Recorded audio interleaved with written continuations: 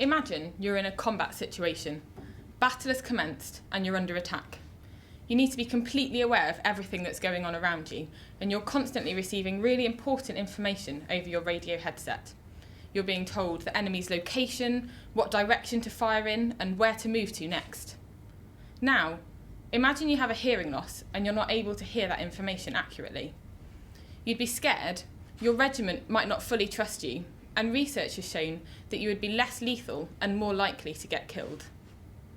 I'm working on ensuring that we don't deploy any personnel unless they've got sufficient hearing ability in order to be effective in an operational environment. All personnel currently undergo a full medical examination prior to deployment, and as part of this, they have their hearing tested.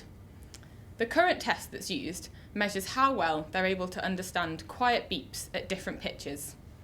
Now, we know this is a really good measure of audibility, so whether they can detect sounds, but it's a poor measure at how well they're able to understand speech in the presence of background noise.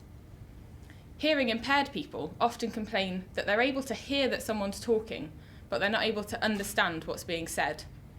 And this is because hearing loss not only affects how much we can hear, but also how well we're able to process sounds.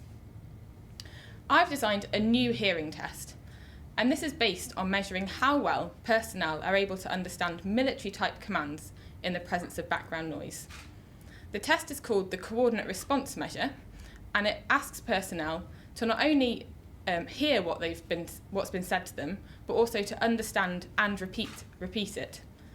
And we know that this test is very good at distinguishing between normal hearing listeners and hearing impaired listeners. The next stage of my research is looking at the correlation between performance on the Coordinate Response Measure and performance in a real-world listening situation. So I need to know if someone got, say, 60% on the Coordinate Response Measure, what would that mean in terms of how they perform in an operational setting? Would they be effective in a combat scenario, or would they be at greater risk and less lethal? Ultimately, my aim is for this new test to be implemented throughout the military as part of their fitness for duty standards. Through only deploying personnel who have sufficient hearing ability in order to be effective in an operational environment, I hope that this will help towards improving our armed forces. Thank you.